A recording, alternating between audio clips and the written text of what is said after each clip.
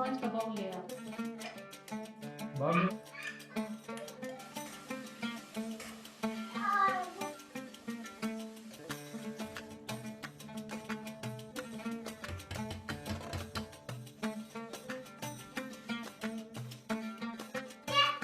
है हर देने वाला कौन क्या मौजूदा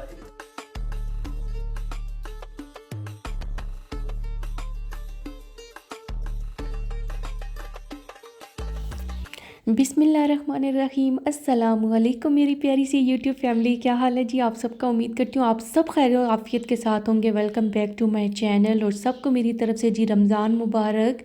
और ये मैं आपके साथ शेयर कर रही हूँ फ़र्स्ट इफ्तारी। और आज है मेरे बेटे का रोज़ा और रोज़ा कुशाई भी है बेटू की। और उसने कहा बस मेरे पेपर्स मामा ख़त्म हो गए हैं तो मैं रोज़े रखूँगा। मैंने कहा ठीक है। तो मैंने कहा ऐसा ना हो मेरा बेटा नज़र ही ना आए रोज़े रख रख के तो ये था कि फ़र्स्ट रोज़ा था, मैंने रखवा दिया उसको। तो मैंने कहा अच्छा चलो रख लो। तो सुबह के टाइम ना मैं अपनी बेटी के लिए बना रही थी ऑमलेट, क्योंकि उसे नाश्ता तो करवाना होता है मॉर्निंग टाइम पे। तो ये था कि कहते हैं कि मामा आपको देख के भूख नहीं लगती कि आप बना रही हैं। मैंने कहा नहीं मुझे तो नहीं भूख लगती। कहते हैं मुझे तो भूख लग गई है, लेकिन बड़ी अल्लाह का शुक्र है कि अच्छे से ना उसका रोज़ा पूरा हुआ। अच्छा ये था कि आप पकौड़ों के लिए चीज़ें रेडी करनी थी, जिसमें आलू हैं प्याज हैं। ये कट करने के लिए ना पहले मैंने कटिंग बोर्ड निकाला। फिर मैं अपनी आप ही को कह रही थी कि हमने नया एक वेजिटेबल कटर मंगवाया था तो ये क्यों ना यूज़ करें। तो वो मैंने बाहर निकाला तो इसमें इतना मज़ा आ रहा था ना कट करने में सब्ज़ियाँ कि मैं रखी हुई थी आलू मैंने ज़्यादा रखे हुए थे कि पालक बनानी है तो आलू उसमें डालने हैं। लेकिन इतना मज़ा आ रहा था कि मैंने सारे कट कर दिए, वो बाउल पूरा फुल हो गया। निकलने देना तंग क्यों कर। आज मेरे बेटे का रोज़ा है ना। सारा कुछ बता। भूख लगी है, नहीं कह रहा है सारों को बता दे। हाँ तो बता रहा है। नीचे जोर चलो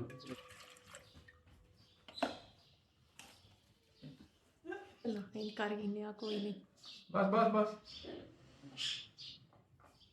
हम तो मजे मार का दूसरी ने पियो पियो। तो वीडियो बनाए है नहीं नहीं भाई ये क्या हो रहा है, क्या हो रहा है ना। बुरी बात है। इकट्ठे हैं खट्टे हैं ये, चल छोड़ो। तो वाह इतना चस्का। अच्छा जी इस टाइम पे ना फ्रेश जूस निकाला जा रहा था। मेरे हस्बैंड ऑरेंजेस बहुत सारे ले आए थे तो कह रहे थे कि मैं तुम लोगों को ना फ्रेश जूस निकाल के देता हूँ। तो वो निकाल रहे थे और इतनी देर में ना मैंने ये पकौड़ों वाला यानी कि अमेज़ा रेडी करना था। और इसमें ना रेडीमेड मीन के रेडीमेड होममेड मसाले जो बने हुए थे वो ऐड किए। और नमक मैंने आपको बताया था कि मैंने उन मसालों में थोड़ा ऐड किया, तो आप अपने हिसाब से ऐड कर लेना। और मुझे कमेंट बॉक्स में बताइएगा कि किस किस ने ना होममेड मसाला रेडी किया है पकौड़ों के लिए। आपको कोई वो होती नहीं है, दिक्कत नहीं होती कि आप इसमें हल्दी भी ऐड करनी है मिर्चें भी ऐड करनी है। वो एक ही जगह पे सारा कुछ ऐड हुआ हुआ है ना, गरम मसाला और सूखा धनिया, तो वो सारा कुछ मैंने इसमें ऐड कर दिया। अब ये था कि आलू हो गए थे ज़्यादा और इसमें खैर इसमें से थोड़ा सा एक बाउल में मैंने अपने ससुर साहब के लिए निकालना था, क्योंकि उसमें ऐड करनी है मैंने पालक। तो वो पालक खाते नहीं हैं, पालक वाले पकोड़े नहीं खाते। तो इसलिए अच्छा मेरा दिल होता है पालक भी हो इसमें, मेथी भी हो धनिया भी हो तो अच्छा लगता है पकोड़ों में। लेकिन ससुर साहब नहीं खाते और आगे से जो हैं बच्चे मीन के मेरी एक भांजी बड़ी वाली भांजी वो नहीं खाती, वो भी निकालती रहती है चीज़ें तो आलू हो गए थे ज़्यादा, वो मैंने ज़ेबर बैग में ना डाल के रख दी थी। मैंने कहा कल काम आ जाएंगे। बस जी मेरे हस्बैंड बस जूस निकाल ही जा रहे हैं। एंड पे बस थोड़े से ऑरेंजेस रह गए थे और ये जो आप देख रहे हो ना जिस पे ये कर रहे हैं जूस निकाल रहे हैं, ये है जी मेरे ससुर साहब के ज़माने की मशीन। खैर इसको मशीन बोलेंगे या क्या बोलेंगे मुझे नहीं पता। लेकिन ये था कि ये जब भी मेरे हस्बैंड निकाल के लाते हैं तो वो फिर मुझे लाजमी बताते हैं कि ये अब्बा जी ले के आए थे। और ये ना हम जब शोरकोट होते थे ये लोग तो वहाँ पे ऑरेंजेस का बाग होता था, तो वो ना फिर ऑरेंज का जूस निकाल के पीते थे। तो मेरे ससुर साहब ना नेवी रिटायर्ड हैं। तो ये था कि इन्होंने ना बहुत सफ़र किया इधर उधर, बहुत जाते थे मीन के कभी तब्दीली हो गई इनकी किधर कभी किधर तब्दीली हो गई। तो ये था कि बस अब ऑरेंज का जूस ना वो हल्के हल्के फ्लेम पे रख दिया जाएगा।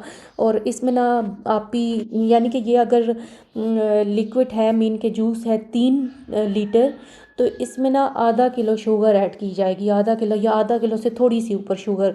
अब ये पकता रहेगा पकता रहेगा पकता रहेगा, तो जब भी ज़रूरत हो तो फिर हम इसमें ना थोड़ा सा ये ऐड करके थोड़ा सा पानी ऐड करके तो यूज़ कर लेंगे। और ये था कि हमारा जो पहला रोज़ा है ना, बड़ा बिजी डे गुजरा। इनके इफ्तारी में ना कुछ स्पेशल ही बनाया, क्योंकि बच्चों का भी रोज़ा था, तो बच्चों के लिए ना कुछ। अब मेरा बेटा बार बार आ रहा था, मम्मा क्या बना रही है, मम्मा क्या बना रही है, तो मैंने कहा बस स्पेशल ही बनाऊंगी वही। और फ्रूट चाट बनाई है, दही बड़े बनाए हैं, और ये था कि मैं आलू पालक बना रही थी, आप ही ने दही बड़े बनाए, और साथ में फ्रूट चाट बनेगी और पकोड़े होंगे।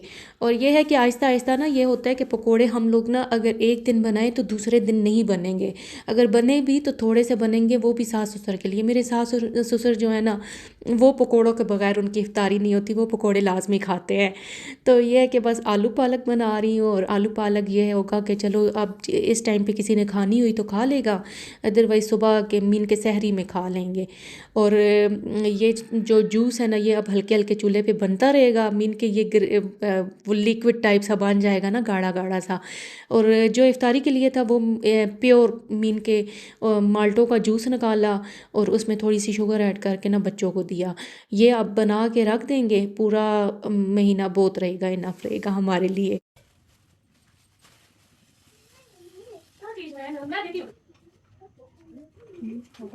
अच्छा चलें जी, रोज़े की बात हो रही है ना, तो रोज़े के लिए एक मैं आपको बताती चलूँ कि जो रोज़ा है ना, हम अगर ये समझें कि रोज़ा हमने कुछ नहीं खाया, हम नमाज नहीं पढ़ेंगे, तो रोज़ा अल्लाह ताला कबूल कर लेगा। क्या वाकई अल्लाह ताला रोज़ा कबूल कर लेगा कि हमने अगर नमाज नहीं पढ़ी, नमाज छोड़ दी? तो ये कैसा रोज़ा? अब मेरे बेटे ने रोज़ा रखा ना, तो उसने नमाज नहीं पढ़ी, तो मैंने आज उसे कहा कि मैंने कहा बेटू देखो, रोज़ा जो हो, रोज़ा का मकसद ये नहीं है कि आपने बस भूखे पेट रख लिया, अल्लाह पाक आपका रोज़ा कबूल कर लेगा। जो फ़र्ज़ है वो हम छोड़ रहे हैं, तो नमाज तो पढ़ना ज़रूरी है। कहते हैं मम्मा मुझसे पढ़ने नहीं हुई। मैंने कहा अच्छा चलो खैर है, कल तुम पढ़ लेना, लेकिन आदत बनाओ अपनी नमाज पढ़ने की। और रमज़ान का सबसे बड़ा मकसद ना दिल में तकवा पैदा करना है। अल्लाह ताला ने कुरान पाक में इरशाद फरमाया कि ऐ ईमान वालो, तुम पर रोज़े फ़र्ज़ किए गए हैं ताकि तुम तकवा इख्तियार करो। तो हम क्या सीखते हैं? हम रोज़े से ना क्या सीखते हैं? पूरा रमज़ान हम रोज़े रखते हैं, खाते पीते हैं, इफ्तारियाँ बनाते हैं, सहरी करते हैं, लेकिन हम अपने आप में अगर सोचें, अपने गिरेबान में अगर झांक के देखें कि हमने क्या खोया और क्या पाया रमज़ान में, तो रोज़ा सिर्फ भूख और प्यास का नाम तो नहीं है, बल्कि रोज़ा जो होता है वो ज़बान का, आँख का, दिल का भी नाम है कि अल्लाह ताला हमारे दिल को ना गुनाहों से पाक रखे। अल्लाह ताला हमारे ज़ंग आलूदा दिल को ना अल्लाह ताला साफ़ कर दे इस रमज़ान में। मुहर्रिक कौन है, हदीस देने वाला कौन है? क्या मौजूदा एकदम नया माहौल या फिर कुरान और हदीस की तालीमात? अगर कुरान और हदीस की तालीमात है तो वो तो खुद आपको ऐसी रहनुमाई देगी कि पूरे महीने आप चलते रहेंगे। लेकिन अगर आपने वक्ती माहौल की तब्दीली पर अपने अमल और सोच फिक्र की बुनियाद से वो रेगुलर नमाजी रह जाते हैं। तरावी में भी हाल होता है कि जरा बाद लोग रोजे बहुत जोश पर रखते हैं, लेकिन आखिर में माज़अल्लाह उनकी सोच फिक्र और ज़ाहिरी अमल ये ज़ाहिर करता है जिससे बोझ सा आ गया। ये कब खत्म होगा रमज़ान, कब खत्म होगा? बस जी, मैं पकोड़े बना रही थी, पकोड़े बनाने के साथ साथ दही भल्लों के ऊपर भी ना मैं बस अभी कर रही थी, मैं इनके दही डाल रही थी, मीठा दही बनाया जिसमें चीनी डाल के रख दिया था, और साथ में चटनी पुदीने वाली, और फिर मीठी चटनी, खट्टी मीठी चटनी इमली की, वो डालूँगी। और आपने सुना होगा कि मैंने मोबाइल लाजमी लगाती हूँ, मैं वसीम बदामी का शो ना लाजमी देखती हूँ। मेरा जो होता है सहरी और इफ्तारी बड़ी अच्छी से मैं रेडी करती हूँ जब मैं वसीम बदामी का शो देखती हूँ। मैं साथ में नाते भी सुन रही होती हूँ, साथ में इनके वो एक आलमे दीन जो बैठे हुए होते हैं, वो उनसे क्वेश्चन जो हो रहे होते हैं, बड़ा एक होता है कि आपको ना बहुत नॉलेज मिलता है इनके शो से। तो आप भी कमेंट बॉक्स में बताइएगा किस किस का शो आप शौक़ से देखते हैं। मैं तो वसीम बदामी का शो जो है ना बहुत शौक़ से देखती हूँ। एक तो इस शो से एक उमर शाह की वो यादें वो बसते हैं कि उमर शाह की याद आ गई कि उमर शाह लास्ट ईयर था हमारे बीच, मीन के शो की रौनक था, और इस बार नहीं है। अल्लाह पाक माँ बाप को सब्र दे उसके। बस ये इफ्तारी का टाइम हो गया था, और इफ्तारी के लिए चीज़ें रेडी हो गई थी, और इफ्तारी के बाद भी मीन के आटा वगैरह बाजी ने गूंद के रख दिया था, सालन बन चुका था, क्योंकि इफ्तारी के बाद ना मगरिब की नमाज़ की अदायगी करो। मगरिब की नमाज़ की अदायगी के बाद बच्चों को खाना खिलाओ। मीन के मेरी बेटी जो है वो मेरे हाथ से खाना खाती है, ख़ुद नहीं खाती, तो एक ये बड़ा मसला है कि उसको ना आधा घंटा बैठ के खाना खिलाना पड़ता है। अभी ना इधर इफ्तारी के टाइम बैठी हुई है, खजूर खाई है और पानी पिया है बस। इसके बाद कहती है कि मम्मा खिलाएंगी। तो एक ये बड़ा, मैंने कहा अब ये स्कूल जाएगी तो स्कूल जाएगी तो ठीक होगी, इसकी कुछ आदत बनेगी ख़ुद खाने की।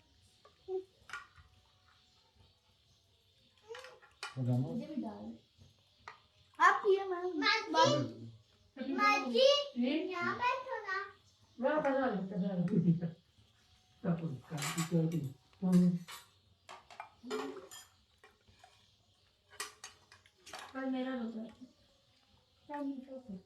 बस ये था कि इफ्तारी के लिए जो चीज़ें बनी सब माशाल्लाह माशाल्लाह बहुत अच्छी बनी। पकोड़े जो थे वो स्पेशली बहुत मज़े के बने, आलू पालक पकोड़ा, और बहुत इन्जॉय किया इफ्तारी को सब ने, पहली इफ्तारी। तो इफ्तारी करने के बाद बस नमाज की अदायगी की। नमाज की अदायगी करने के बाद मैं थोड़ा सा कुरान पाक जितना हो सके मैं पढ़ लेती हूँ, ज़्यादा नहीं पढ़ा जाता, काम होता है तो काम में अल्लाह ताला ने छूट दी है हाउसवाइफ को कि जितना हो सके हाउसवाइफ पढ़ सके। मैं होता है कि तजवीद के साथ कुरान पाक पढ़ रही हूँ ना, तो तजवीद में होता है कि मेरा 8वां पारा है, तो मैं पूरा कुरान पाक होता है कि मेरी कोई गलती ना हो जाए, कोई मिस्टेक ना हो जाए, तो मैं कोशिश करती हूँ कि जितना हो सके 5, 6, 10 आयात इतनी पढ़ लूँ, इनफ है। तो बस ये था कि अभी ये लिक्विड जो है ऑरेंज जूस ये रेडी हो गया। अब बस ये इसको फ्रिज में रख दिया जाएगा, जब ज़रूरत हो तो निकाल के इसमें पानी ऐड करके पी लें। तो इंशाल्लाह उम्मीद करती हूँ आपको व्लॉग पसंद आया होगा। मुझे दुआओं में याद रखिएगा, अपना बहुत ज़्यादा ख्याल रखिए। अल्लाह हाफ़िज़।